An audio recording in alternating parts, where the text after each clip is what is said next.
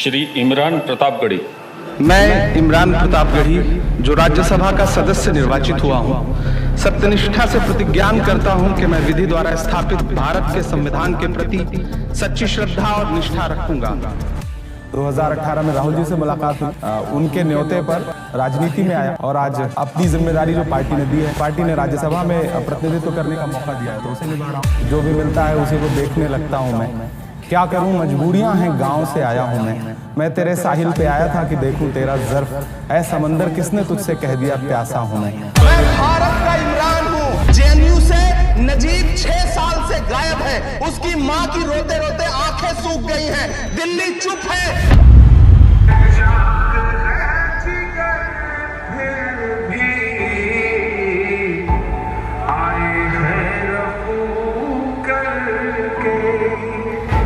जाएंगे हकीकत से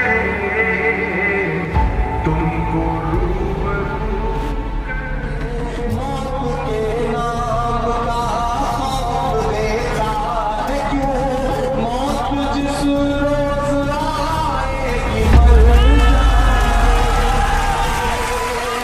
एक सूत्र है उसका, नफरत छोड़ो भारत जोड़ो। इसमें बुरा क्या? जब भारत जुड़ने की बात आती है तो बुरा क्यों लगने लगता है? बीजेपी जैसी इतनी बड़ी पार्टी से कैसे लड़ेगी कांग्रेस? आप जब इतनी बड़ी कहती है तो इतनी पे इतना जोर क्यों देते हैं? कितनी बड़ी? 1231 विधायक उनके हैं, 700 कुछ विधायक हमारे, इतनी भी बड़ी नहीं है ना। मोदी युग लेकिन जब ये से शुरू हुआ है लगातार ग्राफ गिरा नहीं है। मोदी युग क्या? युग या तो सतयुग होता है, या तो द्वापर होता है, या तो कलयुग होता है, या तो त्रेता होता है। मोदी युग क्या है? चट्टान बने हम होंगे खड़े, जो भी आंधी का रास्ता है हम उस रास्ते पर निकले हैं जो कि गांधी का रास्ता है।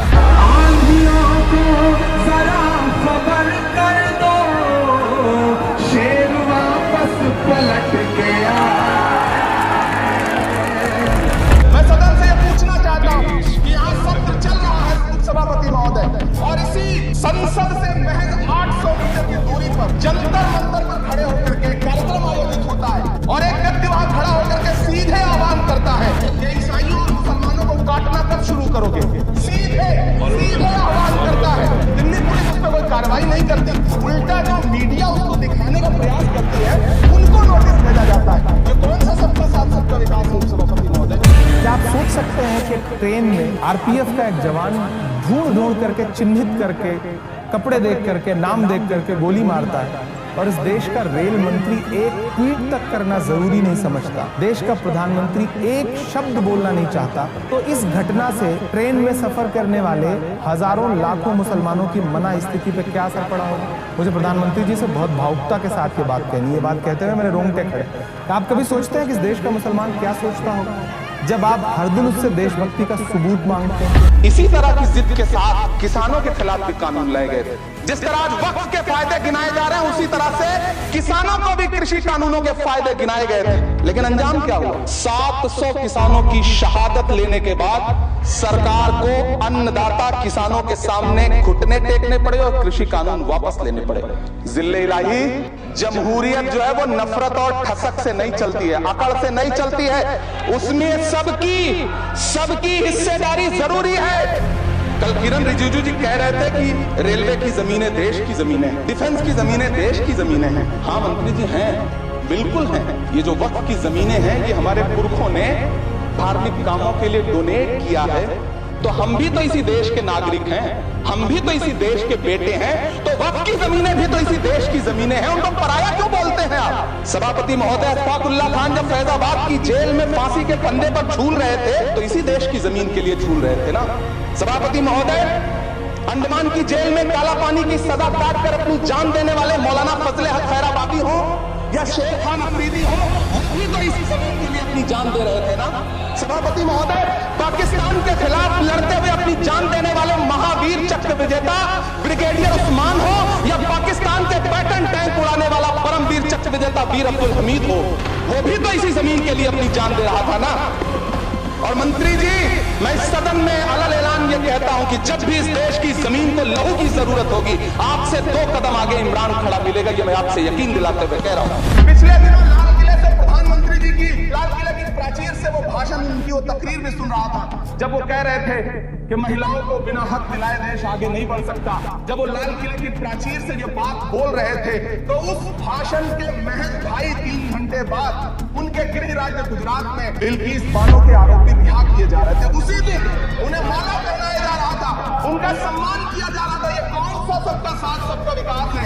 ओलंपिक लाने वाली बेटियां, पद्म पुरस्कारों से सम्मानित बेटियां घसीटी गई। देखा आपने, हमने भी आपने देखा। सिर्फ भारत के लिए नहीं, दुनिया के लिए वो बहुत ही शर्मनाक तस्वीर थी कि एक हुजूम निर्वस्त्र करके महिलाओं को जो है वो मणिपुर में घुमा रहा है। हम चीखते रहे, चिल्लाते रहे, प्रधानमंत्री जी एक शब्द बोलने के लिए नहीं आए। मैं तो उनसे कहना चाहता हूँ कि तुमने नफरत का जो बाजार सजाया हुआ है, तू ये कहता है मुसलमान पराया हुआ है, आज दिल चीर के दिखलाऊं वतन का नक्शा, मेरा भारत मेरी सांसों में समाया हुआ है। पर्दे पे आका एक धमाका, सब अदब से झुकने लगे। मोहब्बत कौन करता है, सियासत कौन करता है, मुझे मालूम है मेरी हिफाजत कौन करता है, मुझे मालूम है मेरी हिफाजत कौन करता है। और हम ही ने लाज रखी है बुजुर्गों की यहाँ, वरना सभी टुकड़ों पे पलते हैं, बगावत कौन करता है। तन्हा मर्दाना वो शेर जो गुर्राए, उसे देख जमाना कांपे और थर्राए। अफसाना कोई एक ही हो पाए, जब नायक चले दिल इनकलाब में ढले। जब देश में नफरतें सर चढ़ करके बोल रही थी, वो लोकतंत्र को बचाने की बात कर रहे हैं। अरे भाजपाइयों, माफी तो आपको मांगनी चाहिए। 15 लाख के झूठे जुमले के लिए माफी मांगो, बढ़ती हुई महंगाई के लिए माफी मांगो, अच्छे दिन के झूठे वादों के लिए माफी मांगो, लोकतंत्र को कुचलने के लिए माफी मांगो, हिंदू को मुसलमान से लड़ाने के लिए माफी मांगो, सिख को ईसाई से लड़ाने के लिए माफी मांगो। माफी तो तुम मांगो। हमारी आंखों में आज भी जामिया की लाइब्रेरी में भरी गई आंसू गैस की जलन मौजूद है। हमारी आंख में आज भी हैदराबाद विश्वविद्यालय के बाहर खुले छत के नीचे सोए हुए रोहित वेमुला की आखिरी तस्वीर मौजूद है। हमारे कानों में आज भी अलीगढ़ यूनिवर्सिटी के कैंपस में पुलिस के राइफल के कुंदों से तोड़े गए दरवाजों की चीखें मौजूद हैं। भारत में 80% कैदी अंडर ट्रायल है, विश्व में 6वें नंबर पर, और इसमें भी प्रमुख रूप से दलित, आदिवासी और मुस्लिम कैदी हैं। अब जब सुप्रीम कोर्ट ने कहा है कि बेल नॉट जेल, ऐसे में सरकार अंडर ट्रायल कैदियों की संख्या जेलों से कम करने के लिए कौन सा उपाय कर रही है? 26 नवंबर को संविधान दिवस पर महामहिम राष्ट्रपति जी ने सवाल उठाया था कि देश अगर विकास की तरफ जा रहा है तो ज्यादा जेलें बनाने की जरूरत क्यों है? 1031 कैदी हैं जो सजा पूरी कर चुके हैं, लेकिन जुर्माने की रकम न अदा कर पाने की वजह से जेलों के अंदर है। तो मैं माननीय मंत्री जी से पूछना चाहता हूं कि भारत की एक बेटी, गर्भवती महिला बिल्किस का गैंगरेप और उसके परिवार के 7 लोगों की जघन्य हत्या, उनके कैदियों को रिहाई, क्या ये मैटर ऑफ स्टेट है कि गृह मंत्रालय भी इस पर ध्यान देगा या नहीं देगा? हिंदुस्तान वालों, फिर उसके बाद शहर में नाचेगा हू का शोर, फिर उसके बाद शहर में नाचेगा हू का शोर। मैं आखिरी सदा हूं, मुझे मार दीजिए।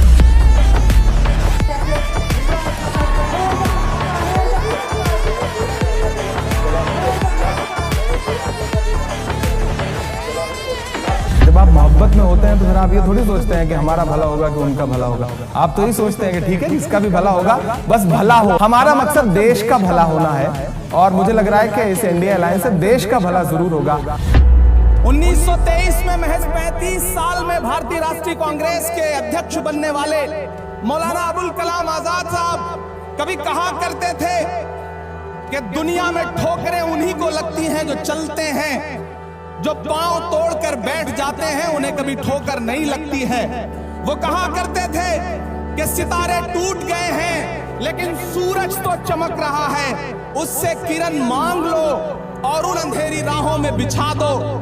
जहां उजालों की सख्त जरूरत है। सरकार का नारा था कि चप्पल पहनने वाला व्यक्ति भी जो है वो हवाई जहाज का सफर करेगा। यात्रा का अनुपात बढ़ता है, टिकट इतने ज्यादा महंगे हो जाते हैं कि कोई कंट्रोल नहीं रह जाता। 5,000 का टिकट 20,000, 25,000 तक में बिकता है। तो क्या माननीय मंत्री जी के पास इसको लेकर के उपाय है प्राइवेट एयरलाइंस को कंट्रोल करने का, कि कम से कम टिकट जो है वो सस्ता रह सके और आम यात्री जो है वो हवाई जहाज का सफर करें? मैं आज एक ऐसे समाज और उससे जुड़े उद्योग का दर्द आपके सामने रखने के लिए खड़ा हुआ हूँ जिसे बुनकर समाज कहा जाता है। चाहे महाराष्ट्र का भिवंडी हो, मालेगांव हो, इचलकरंजी हो, उत्तर प्रदेश का बनारस हो, मऊ हो, मुबारकपुर हो, टांडा हो, मेरठ हो, इलाहाबाद का मऊआयमा हो, मध्य प्रदेश का बुरहानपुर हो, बिहार का भागलपुर हो, तमिलनाडु का सेलम हो, त्रिची हो या फिर आंध्र प्रदेश का गुंटूर हो, वो उद्योग आज बदहाली का शिकार है। सुना था कि बेहद सुनहरी है दिल्ली, समंदर से खामोश गहरी है दिल्ली, मगर माँ की सदा सुन न पाए तो लगता है गूंगी है, बहरी है दिल्ली। सैकड़ों गम लिए सीने में है गमगीन खड़ा, अब फकत तेरे सहारे है फलस्तीन खड़ा। रोए चीखें या फिर गिड़गिड़ाए सुनो, मैं मणिपुर हूँ मेरी सदाएं सुनो, मैं मणिपुर हूँ मेरी सदाएं सुनो। ये जो सामने कांग्रेस का झंडा है, इसमें 3 रंग हैं। कुछ लोग हैं जो हिंदुस्तान को सिर्फ केसरिया कर देना चाहते हैं, कुछ लोग हैं जो सिर्फ हरा कर देना चाहते हैं। हम चाहते हैं कि सारे रंग मिलजुल कर रहें। हिंदुस्तान उनसे बनता है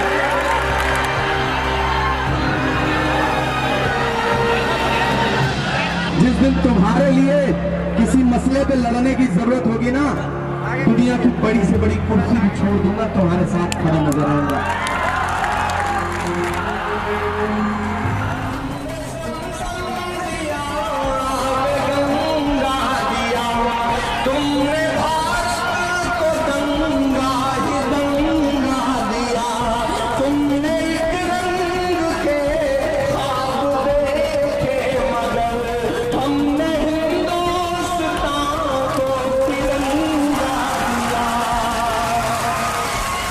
ये तिरंगा